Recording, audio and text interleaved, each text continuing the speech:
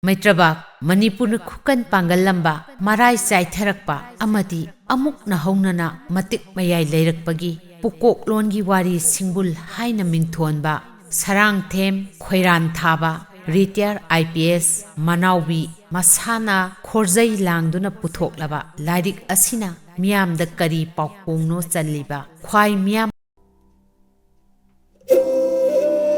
Maharaj Gambhir Singha Narsingana awa tankhaiba Maitai Ningthau macha machin manau ani Gambhir Singha amadi Narsingana Maitrabak Manipur dagi awa lanmi pumnamak tankhaiduna Manipur Maitrabak amuk hanna ningkha tamba leibak oiki Sahi tarek khuntakpa haina khangnaba sanglaba sahi tarek awagi miyot minaida khuntak lansirambadu Maitrabakna awa pumba takthokduna Sok lising amagasanipan kuntarukta Gambhir Singhana ningthau Narsingana mathang kanba Jugraj oiduna ningkha tamlaba pangan kanna haina humna pan khiba oiki Kabo awana ningthau turel dagi amuk lapthokna leiba Irawadi turel wangma phawba senki Manipur lebi kauba Maitai lanmi saungana saba akhanaba miyoi saungagi lanmi tengona ihan hana Manipurda kasardagi changlakhi British Army Officer Captain R.B. Pemberton Major F.J. Grantna Manipur Levy-da mateng pangki Brigadier General Suldhamna ihan hanba woina awa tankhainaba Sitagongdagi Manipur changnaba hotnabada ngamdaduna Jiribamdagi halakhi adubu thadumaktada Gambhir Singha Narsingha machin manaugi lanmi akhanna maitai macha chaungana saba tengolduna sayol anigi manungda Manipur yawarktuna awa hatpa tankhaiba haurakhi masing thingamdraba awa lanmi kaya hatkhi kaiduna kaya chenakhi kaya amana chingmanda lotuna khangki awagi general senapati mari maitai lanmi singna hatki awa lanjang purel singh pakhowol kanewol lesa saitong amadi atongwon Gambhir Singha Narsingha na hatki awagi khwaidagi makok oiba senapati general Mahabandula na Manipurdagi chenki adubu lanjing puren general Mahabandula April gi tang ama sok lising amaga sanipan kunga mangada Dunubai lanphamda amuk hatki British General Archibald Campbell amadi General Kotalgi British lanmi singna hatkibani sahi taret khuntakpa Anglo Burma War su thokpa matamni Gambhir Singha ga British Army Colonel David Scott ka maitai gi lanmi na mai paklabadi mathang kari chathaba haina wa tanaba tanphamni Mahabundula sibaga loinana Anglo Burmese War su loiduna Sok lising amaga sanipan kunga tarukta Treaty of Yandabu sahi taunaduna maitai na kabo tampak yauna ning tambalaipak oiki sahi tarek khuntakpa loiki awa pumba maithiki Sok lising amaga sanipan kun taruki anganba matamda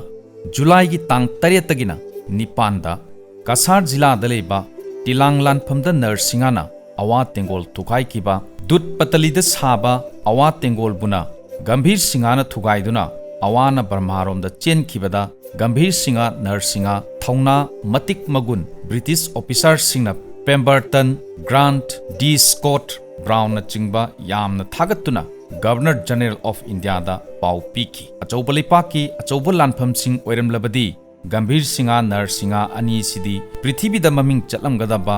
War General singni prithibida lamba leitabani haina report tauki A historical narrative of the rise and falls of Maitrabak, Manipur, Kangleipak and the impending re-rise. Maitrabak, Manipur na Khukan Panganna Palamba, Marai Chaitharaba Amadi Amuk Nauna Matik Mayai Lairakpagi,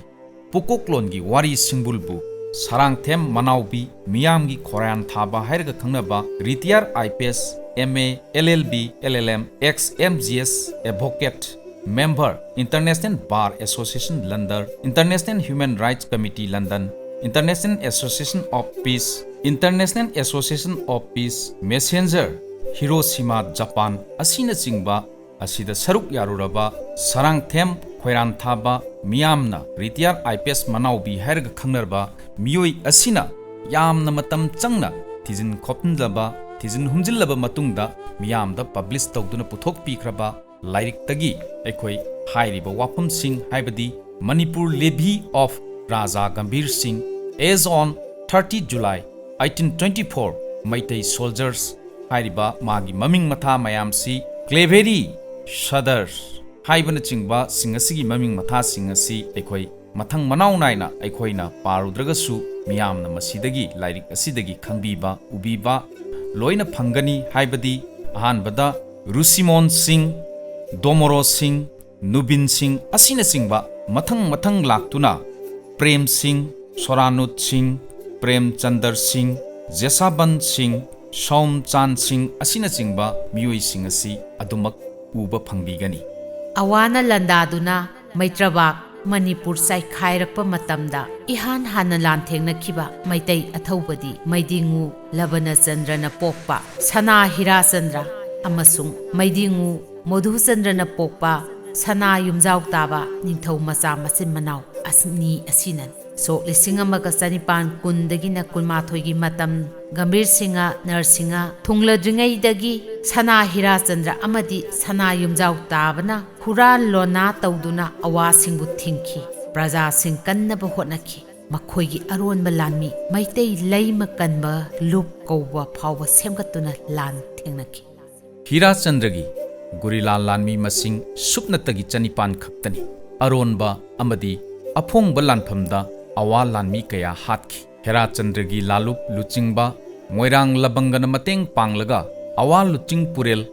ꯑꯃꯨ ꯐꯂꯥꯄ ꯄꯤꯁꯨꯝ ꯆꯤꯡꯉꯥ ꯃꯈꯣꯡꯗ ꯍꯥꯠꯈꯤ꯫ ꯑꯋꯥ ꯂꯥꯟꯃꯤ ꯀꯌꯥꯁꯨ ꯐꯥꯕ ꯉꯝꯈꯤ꯫ 17 June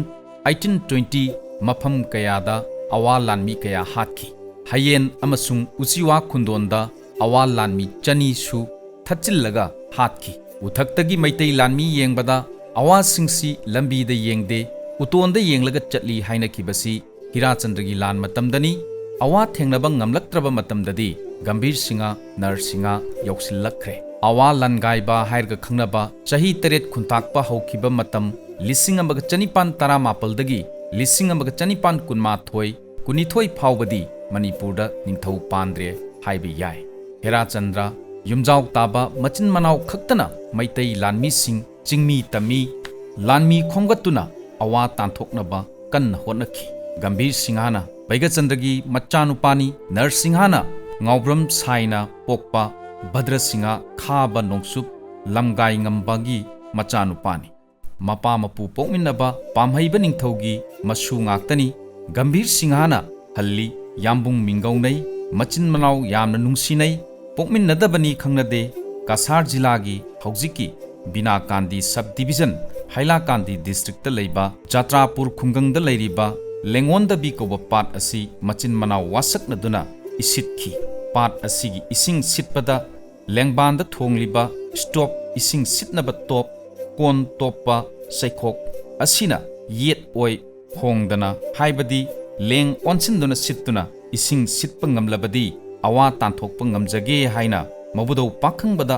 ꯋꯥꯁꯛꯅꯔꯒ ꯄꯥꯠ ꯑꯗꯣ ꯃꯆꯤꯟ ꯃꯅꯥꯎꯅ ꯁꯤꯠꯄ ꯉꯝꯈꯤꯕꯗꯒꯤ ꯄꯥꯠ ꯑꯗꯨꯕꯨ ꯂꯦꯡꯉꯣꯟꯗꯕꯤ ꯄꯥꯠ ꯀꯧꯈꯤ꯫ ꯏꯕꯨꯗꯧ ꯄꯥꯈꯪꯕꯒꯤ ꯊꯧꯖꯥꯜ ꯁꯥꯈꯤ ꯐꯪꯕꯗꯒꯤ ꯃꯅꯤꯄꯨꯔꯗꯒꯤ ꯑꯋꯥ ꯇꯥꯟꯊꯣꯛꯇꯨꯅ ꯃꯩꯇꯩ ꯅꯤꯡꯊꯧ ꯃꯕꯨꯗꯧ ꯀꯤꯌꯥꯝꯕꯒꯤ ꯃꯇꯝꯗꯒꯤ ꯂꯧꯁꯤꯜꯂꯝꯕ ꯀꯕꯣ ꯇꯝꯄꯥꯛ ꯒꯝꯚꯤꯔ ꯁꯤꯡꯍ ꯅꯔꯁꯤꯡꯍ ꯑꯃꯨꯛ ꯍꯟꯅ ꯂꯧꯁꯤꯟꯈꯤ꯫ ꯅꯤꯡꯊꯤ ꯇꯨꯔꯦꯟ ꯍꯥꯟꯅꯒꯨꯝ ꯃꯅꯤꯄꯨꯔꯒꯤ ꯂꯝꯈꯩ ꯕꯣꯔꯗꯔ ꯑꯣꯏꯍꯟꯈꯤ꯫ ꯇ꯭ꯔꯤꯇꯤ ꯑꯣꯐ ꯌꯥꯟꯗꯥꯕꯨ 1826 ꯁꯍꯤ ꯇꯧꯅꯈꯤ꯫ 1938 1913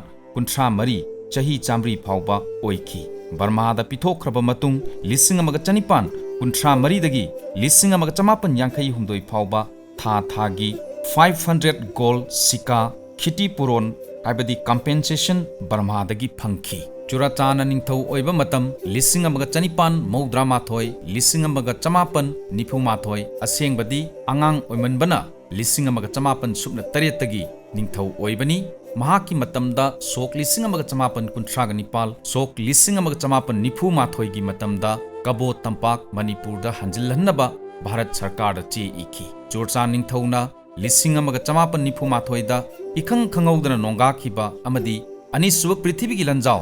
सेकेंड वर्ल्ड वार थोलकपदगी रेस्टोरेशन ऑफ कबो वैली की वाफम अदु अमुक खन खनखिद्रे अदुबु होम मिनिस्ट्री ना डिप्लोमेटिक रिलेशन काहिंदबा पाम्बा मिनिस्ट्री मनुंगदा होम अमसुंग डिफेंस दा चे चटनै हाइबगी रिपोर्टी लैखी हाइबा मियामना तानखी मितै मैतैना हौजिकी खुनाइरोना खंजिनबदा यामना कानरबो वाफमनि खंजै रिटायर IPS मनाउबी सरांगथेमचा khoiranthaba तासिन खोमजिनदुना इबिरक्लिबा लाइरिक्की वारोलनी नॉलेज इन्फॉर्मेशन खंजिनबा तासिनबा कंगलेसा अमा ओइना नोंमगी मथौ तारक्लिब्रा हाइबगी वाखलोंदा पुथोकचबा सक्तमनी नाहाक्सु महाक्सु ताबियु नेinabiyu लाइक शेयर सब्सक्राइब तौबियु असोइबे यावरबसु पांगजद्रब थवाइनि खनबिदुना ताकपियु खंगनबियु हाइना वामेन जरी लौसिन पिबिरिबा सरांगथेम khoiranthaba रिटायर IPS मनाउबीबुसु मियामना खंगबियु नेinabiyu।